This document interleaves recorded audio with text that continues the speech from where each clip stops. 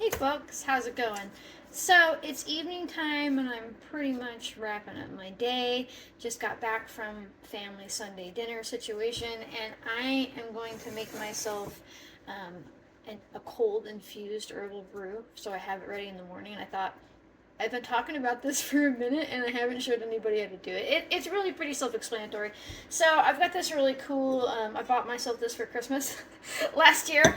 It's just this like glass infusion thing, but you can use a quart jar, half-gallon jar. You don't have to go out and buy this thingy-mabob, right? I'll have it linked probably in my Amazon, but you don't have to. You can use whatever you have. Now this is a blend I make for myself that's chamomile, lavender, and milky oat tops, right? You can use any fragrant herb you want. The milky oat tops aren't going to be like super impactful in a cold infusion.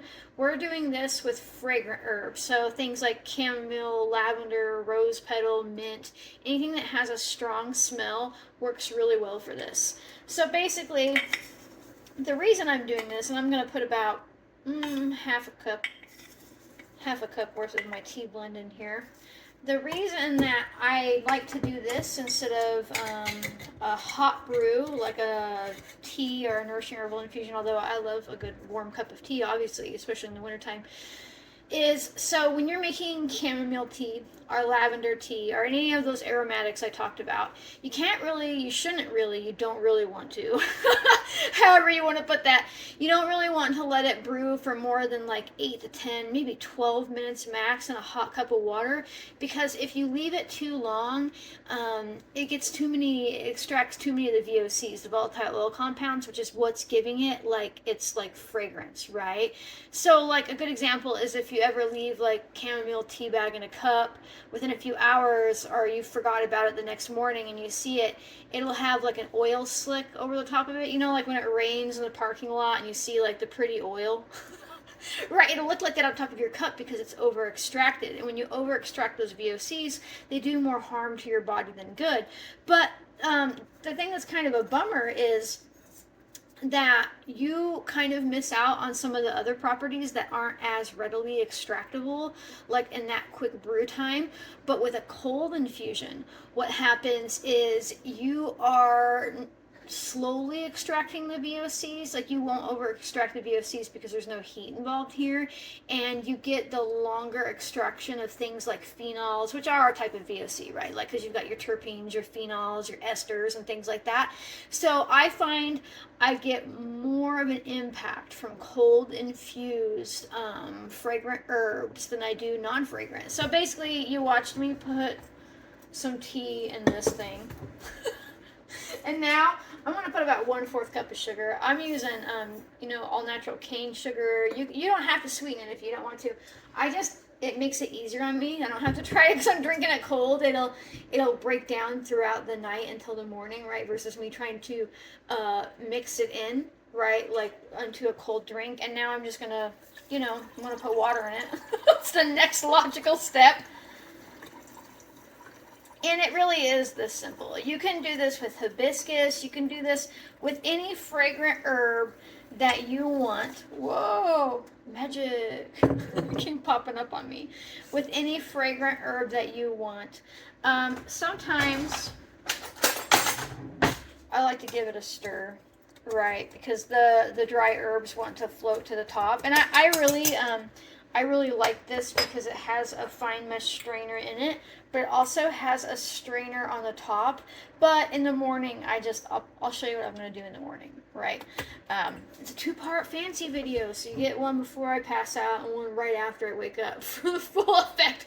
But I'm just going to pop this in my fridge, and that was cold water that I put over there. It's like you're making an iced tea, right? But without using the hot water element, like a cold infusion.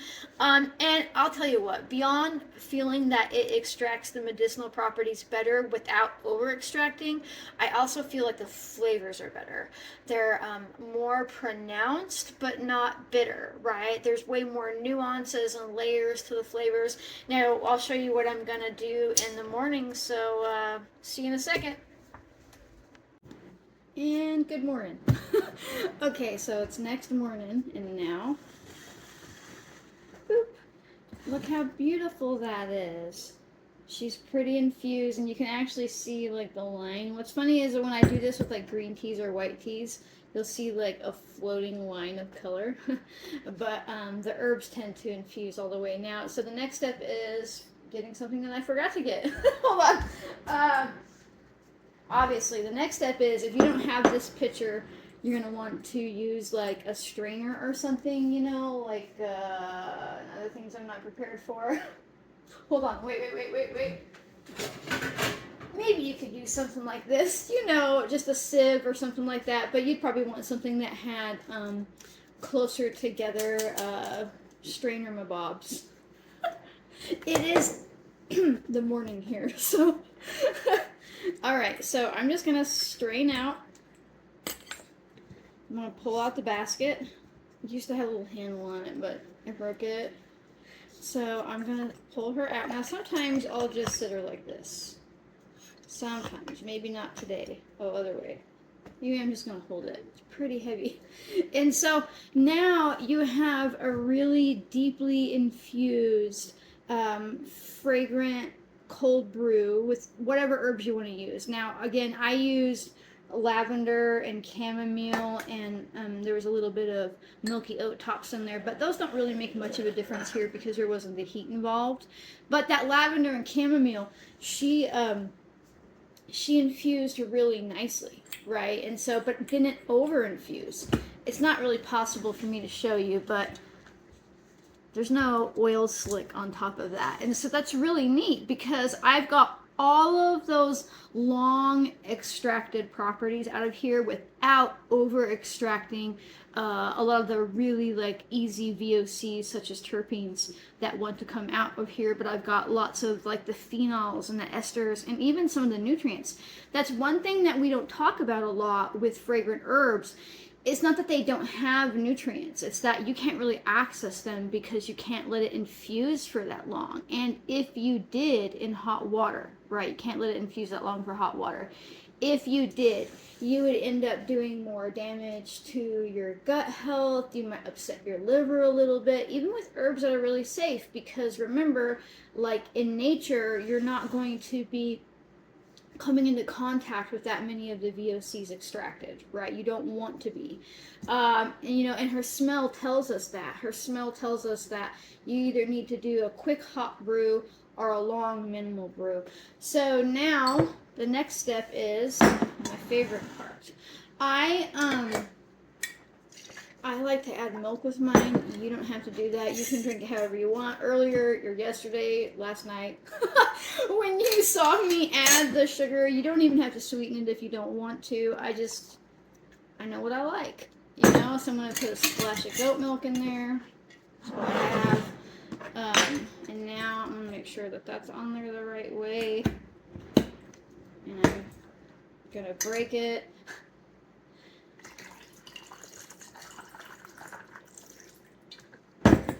This is like my favorite summertime drink. It's so cool and it's so like calming and rich, and you know, it gives me a lot of hydration and some calcium that I need because you know I'm adding in the milk, and it's nice and calming to my nervous system. Yep. It's my favorite. The only way that I can explain it, and it's particular with the flavor that I'm using, like the lavender and the chamomile, it's like the best tasting cereal water you've ever had. Cereal milk, like cereal water. But you know what I mean? It's like, I don't know. It's just like, I think it's because you add the milk, right? But I really love it. Now, sometimes if you're my daughter, what she'll do is, where are you at? I don't have it now. So, oh, there it is. I got it. My cluttered spice cabinet. This is just vanilla extract. Because it was easier to give yourself drops using a tincture bottle than to try to maneuver out of the vanilla bottle, right? So you can just put a couple drops of vanilla in there. And of course it's because it's going with the chamomile. Like, you could add tinctures to this. You could add whatever you want to this.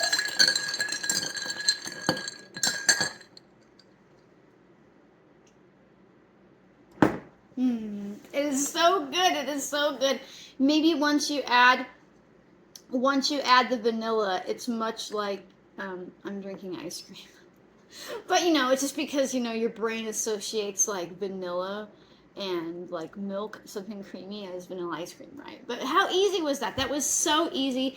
It's a fantastic way to increase like the bioavailability of things that you get from your fragrant herbs while not over extracting the dangerous VOCs. But beyond the dangerousness, if you did that with hot water and you left it all night, this would be so bitter. It would be so horrendously bitter that you wouldn't want to drink it, right? You're like, oh, it's so good, so healthy. Like people fake with like, other things that are supposed to be good for us that we all know taste horrendous. But we don't have that here, but we still have all of, like, let's say the nervine properties, the immune stimulating properties, whatever herb you're working with. Now, I will say, if it's not an herb that's meant to be drinking like on a regular basis, like as a tea, like something like chamomile or lavender or rose petal, it might still be too potent to do this with. Like you wouldn't want to do this with something crazy like wormwood, or anything that's really like just pungent and not meant to be like enjoyed on a regular basis. We're looking more towards like functional food-based herbs. You could do this with rosemary, oregano, anything like that. Think of it like functional and food-based versus small and medicinal, right? So that's a cold brewed tea. It might have seemed silly to explain people to do it, but I always get people that are like, I can't believe you just told me how to make a cup of tea. I'm like, yeah, at some point you didn't know how, like without using a tea bag, right? Even at some point you didn't know how to use a tea bag, right?